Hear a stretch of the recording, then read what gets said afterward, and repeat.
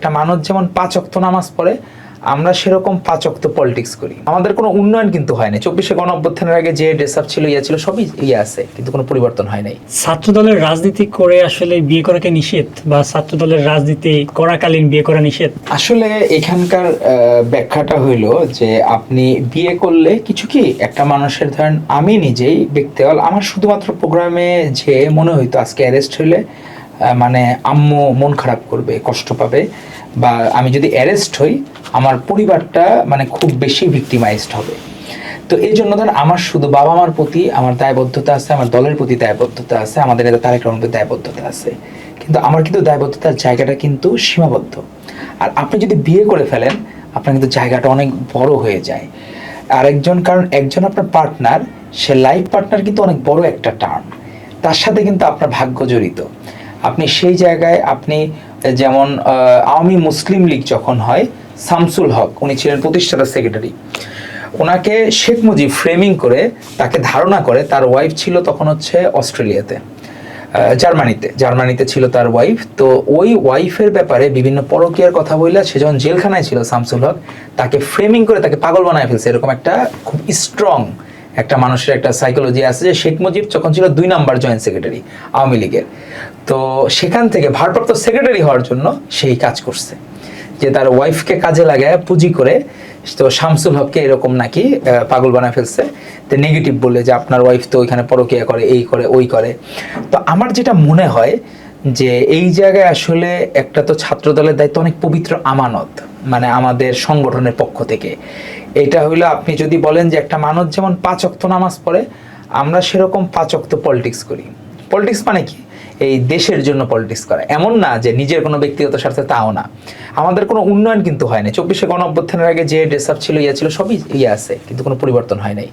আর বিয়ে করলে আপনার দায়বদ্ধতা বেড়েছে, অনেক বড় দায়বদ্ধতা। কারণ কি, আপনি সেই জায়গায় আপনার একটা পরিবার থাকবে, আপনার একটা ওয়াইফ থাকবে।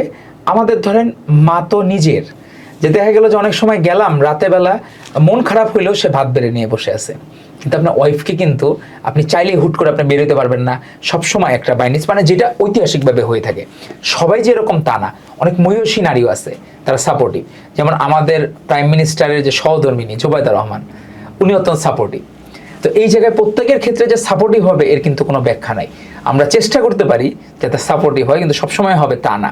এই সাপোর্টিভ না হইলেই আপনার সেই সময় সংগঠনের জন্য ক্ষতিগ্রস্ত হওয়ার সম্ভাবনা থাকে, কারণ আপনার প্রেসিডেন্ট সেক্রেটারি অনেক দায়িত্ব এই জায়গায়। তবে বাকিদের ক্ষেত্রে কিছুটা শিথিলযোগ্যতা আগে থেকেই ছিল যে বাকি পদগুলোর ক্ষেত্রে, কিন্তু অন্তত প্রেসিডেন্ট সেক্রেটারি বা সুপার ফাইভের জায়গাগুলা যেগুলোতে দায়িত্ব অনেক বেশি সারা বাংলাদেশের, তো সেই জায়গায় আমার মনে হয় এটার যৌক্তিকতা আছে।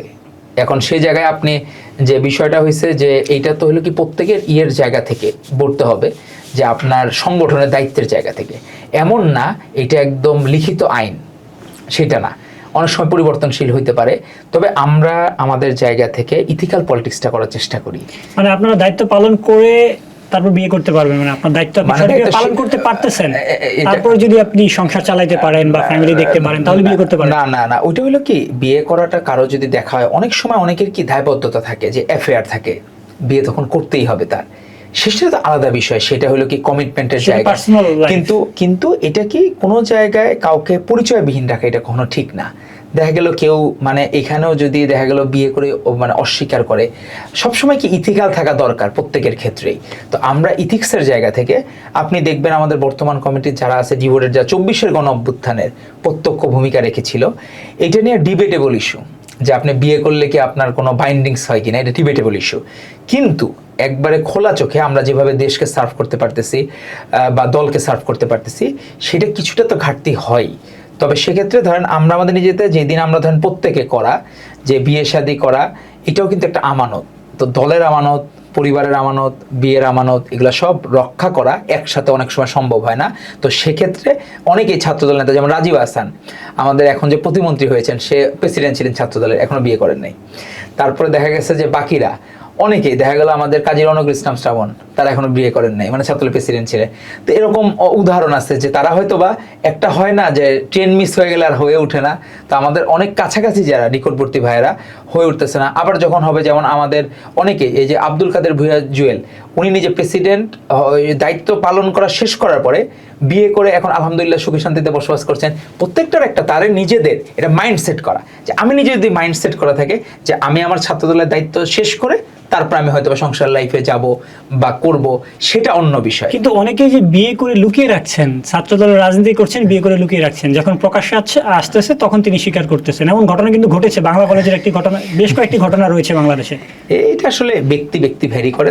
তো আমার কাছে মনে হয় যারা সেন্ট্রাল পলিটিক্স করে তারা যথেষ্ট মানে ইথিক্যাল। বাকি জায়গাগুলোয় তাদের হয়তো বা দেখা গেছে ওই যে আসে না যে প্রেম করে দেখা গেল যে প্রেমিকারও না করতে পারতেছে না, রাজনীতিকেও না করতে পারতেছে না, তখন হইলো কি একটা দ্বিধাদ্বন্দ্বে পড়ে যায়। এখন অনেকে হয়তো বা এই বিষয়গুলো, অনেকে আছে যে লাইফ পার্টনার অপেক্ষা করে বছরের পর বছর, অনেকের আছে লাইফ পার্টনার অপেক্ষা করে না, পরিবারের চাপ থাকে।